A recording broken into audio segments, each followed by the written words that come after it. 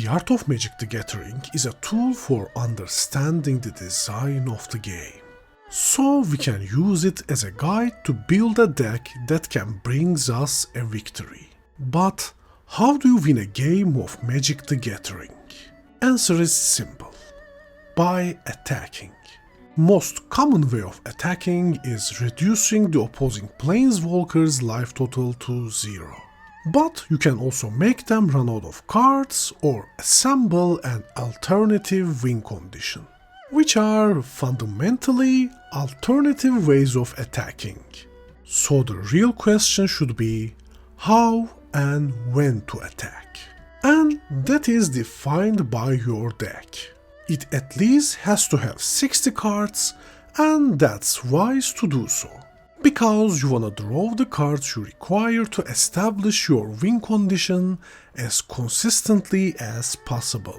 Yet, some decks can get away with 61 or 62 cards. But they are the slower decks that wanna play an extended game anyway. So, what defines if a deck is slow or fast? It depends on the card you build your deck around. Every deck is built around a certain payoff card. You usually wanna have 4 copies of that card, unless you wanna draw them later in the game.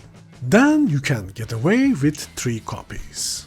Payoff cards are extremely powerful cards that can't work or compete on their own.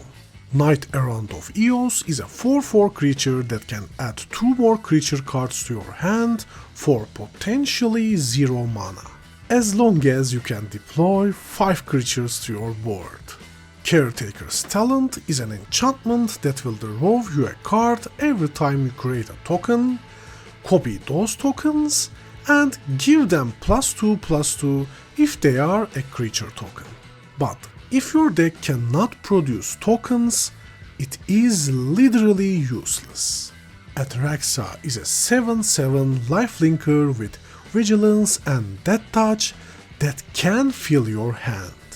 But it requires 7 mana and 4 of them has to be in different colors. That means it might be too late the moment you can cast it if you don't have any tools to accelerate your mana or slow down the game. Payoff cards are usually the cards that give the deck its name. And if the deck isn't named after their payoff cards, they are the ones with powerful effects that will give you so much advantage that it will turn the game around. Also, they require other cards to set themselves up to balance their power level. This will bring us to our next card type. Setup cards. These are the cards you need to be able to play and utilize your payoff cards. You wanna have around 42 to 44 setup cards, including the lands, since you decide them based on your payoff cards requirements. Generally speaking, 24 lands is a good place to start. Then you can adjust the numbers to your liking. Setup cards are the opposite of payoff cards. They can work on their own, but they usually fail to generate enough advantage to turn the game around. Monstrous Rage and Rockface Village can be decent pump effects. Yet they usually fall short because you are trading card and tempo advantage for a temporary boost. Now if you use them on a payoff card like Heartfire Hero, you will not only get a permanent buff, but also contribute to a ticking time bomb, since if your opponent kills it, they will take damage equal to its power. Another great examples are Spyglass Siren and Fairy Mastermind. They are decent attackers since they have the keyword flying, which allows them to avoid a good amount of blockers. Yet they can get outclassed by any other grand attackers that cost the same amount of mana. But if you combine them with cards that will let you draw a card whenever your creatures deal combat damage, like Gix Yawgmoth Praetor or Enduring Curiosity, You can bury your opponent into card advantage since you will be drawing so much more card than them.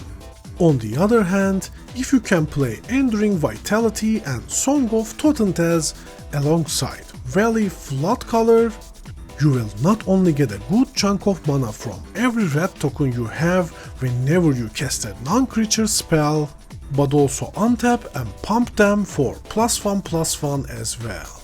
Both Enduring Vitality and Song of Totentez are playable cards on their own, but they are not game-breaking at all.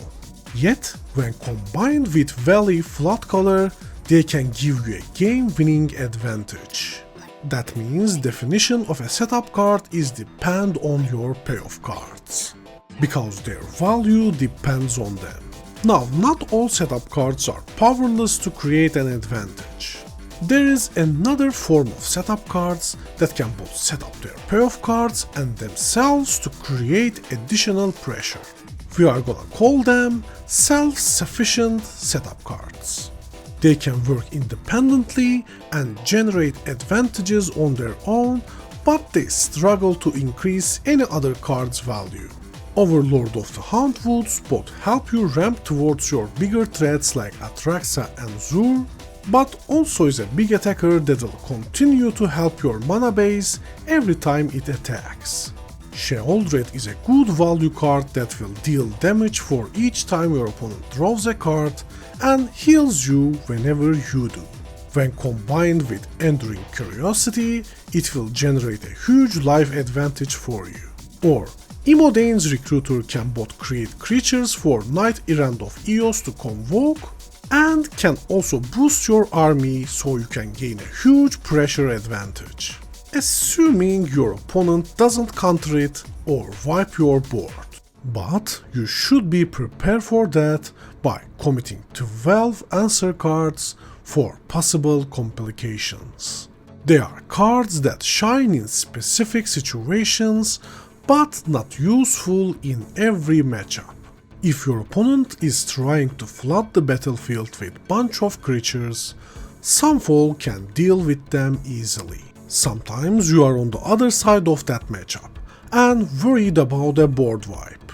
That means you need Protect the Negotiators to protect your creatures. Maybe you are playing a deck that trades card advantage for explosive damage. This means if your opponent gains any amount of healing, you will have wasted your card advantage for nothing. That's why these decks play a card called Screaming Nemesis, which can negate all the healing your opponent might get. But like I said, these cards can be hit or miss.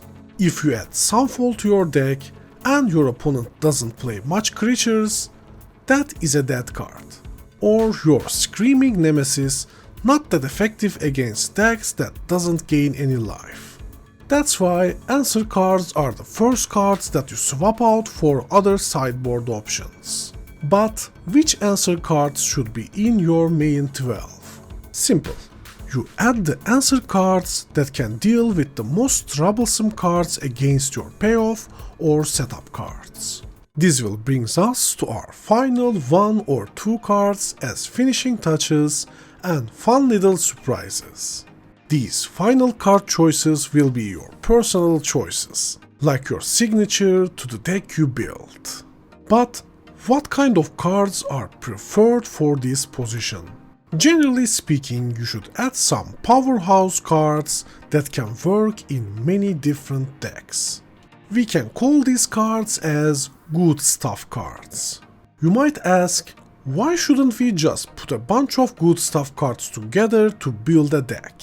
Quick answer is, you should try to do that, but not at the expense of synergy. Meta decks are usually built with cards that can be played as good stuff cards in other decks.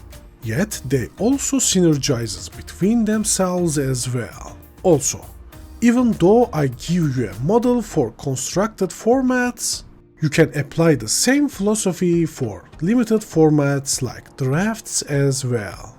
When you are picking cards, try to choose 4 payoff cards that fulfills a similar role.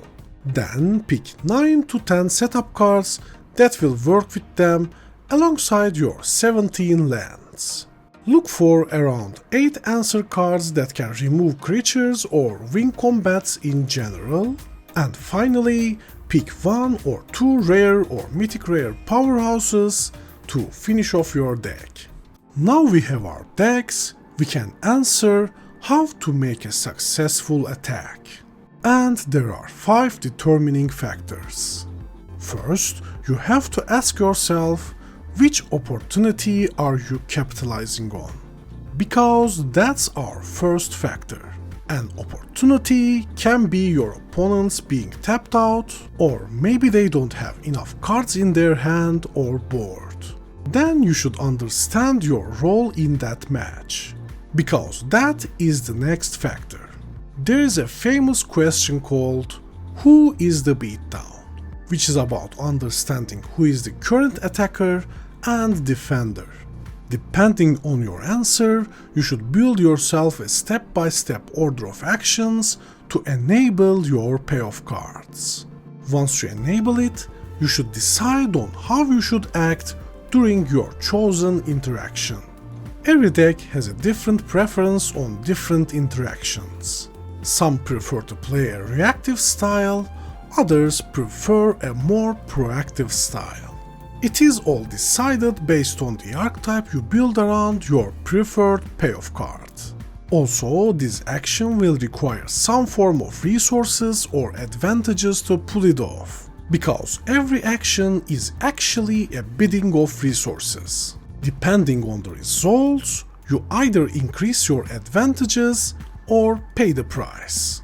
And if you can't, you lose the game. So being aware of the advantages your strategy can provide and need is an important factor. And the last determining factor is understanding your opponent's threats. By understanding what your opponent is good at and what you are weak against, you can figure out which threats you have to prioritize and which ones you can ignore. So find an opportunity, understand your role, decide on an action based on your deck's archetype, check if you have enough resources or advantages, and figure out what is the biggest threat. If you understand these factors and find suitable answers for them, you will know how and when to attack. But if you are struggling to figure them out, or just want to learn more about the art of Magic the Gathering, I'm going to make a video for each of these factors, starting with how to find opportunities to beat better planeswalkers. But until then, you can watch this next video to understand what we are going to do in this channel.